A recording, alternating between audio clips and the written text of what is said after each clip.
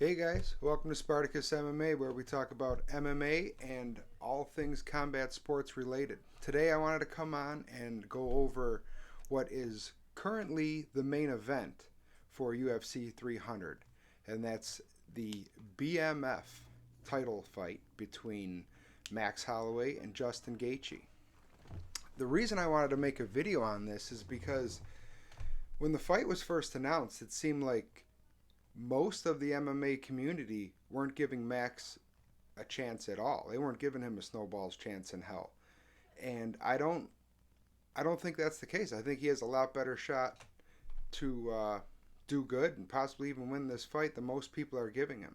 Now, I was talking with some fellow YouTubers, Justin Mac MMA specifically. If you don't subscribe to his channel, be sure to go over there and do so. And he also feels that Max has a much better chance than most people are giving him. Now, to break this down a little bit, obviously Max is a natural 145er moving up to 155 to fight Justin for the BMF title, if that's something that tickles your fancy. I'd be just as excited for this fight if that title was on the line or not. Anyway, obviously Justin's going to have a size advantage. Height and reach are relatively the same. I don't have the exact stats right in front of me right now, but I want to say that um, they're within an inch on each, I believe.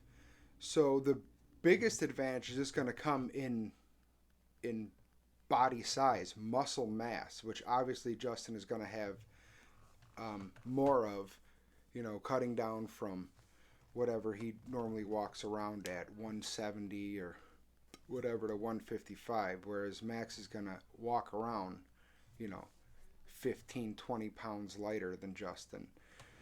However, I don't think that's going to be as big of a factor as a lot of people think it is, just because I don't think this is going to be a grappling contest. Now, you know, it's no secret that both these guys like to strike. We're the this fight is up for the BMF strap, not because it's going to be, a bunch of crotch sniffing, boring snooze fest that, while I'm a huge fan of grappling, that a lot of fans don't like. This is going to be a slobber knocker. And that being said, I think the size advantage that Justin has is going to be negated by that somewhat. Obviously, as it stands, Max is the more technical boxer, while Justin likes to, come in and swing hard and, you know, put everything he has behind his punches. But since he's been training with Trevor Whitman, we know that he's been much more tame when it comes to, just going after guys as soon as the bell rings, where earlier in his career, he was either knocking you out or getting knocked out, and there was no in between. Now we know he's a much more cerebral fighter who will fight behind a jab and who will fight behind his kicks, which I think is going to be one of the factors that does pose the biggest threat to Max in this fight. He's going to have to check those kicks. He's going to have to be mindful of that.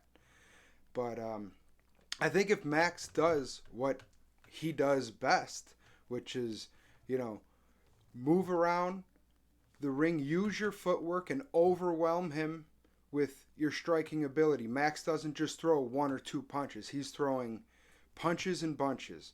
It's volume. He's going to throw his punches between 20 and 50%, and he's going to throw them from the opening bell until the fight is over. Where Justin is going to, he conserves his energy a little more. This way, he'll throw a 2-3 shot combination, and then at the end of that, there might be a big left hook, or a big booming straight, where obviously Max is not, he's not going to be knocking you out with one shot like Justin is. But one thing that Max has that is absolutely undeniable is his durability. The kid can take a shot. Now, he's getting older. That's a fact. And his last fight with Volkanovski was, he didn't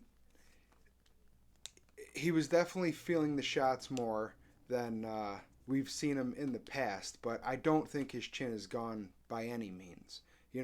I think he's going to be able to throw his combinations, and if he does get caught with a shot or two, it's not going to, put him out, you know,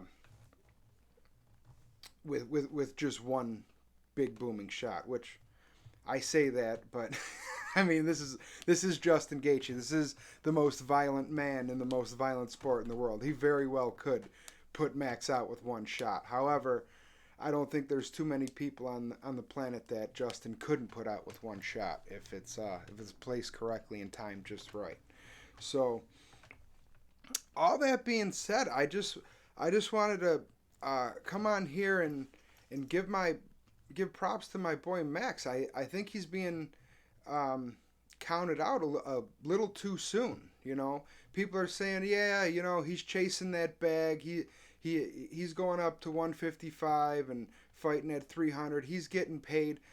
He is getting paid. I'm sure he's. This isn't. He's not fighting for free out there. But don't be surprised if we have ourselves a 5-round back and forth contest, not unlike what we just saw between Strickland and DDP. It wouldn't surprise me one bit if that final bell rings and you look around to whoever you're watching the fight with and you go, well, who do you got? Because I don't know. I think Justin, but Max landed a lot. Like, I think that's something that's very possible. I also think, much like the Strickland and DDP contest, we have a guy who is going to be landing fewer, more damaging shots, and a guy who's going to be accumulating his damage. And if it does go to the judges, that very well could be a factor. It all depends on what that judge likes at what time. Is he counting that one big shot Justin landed as much or more than the 4 or 5 shots Max just landed before that? So, needless to say, I'm going to be on the edge of my seat. So, and until the fight actually happens, we won't know. But it's something that I am. I cannot wait to see. And if it does end up being the main event for UFC 300, which I don't really think it will be, I think there is going to be, an actual title on the line for that. But right now, as it stands, if it is, I'm fine with that. I mean, this is a fight that you couldn't pay me to miss. So let me know what you guys think in the comments. Don't forget, like, subscribe, all that good stuff. And we'll see you next time. Thanks, guys.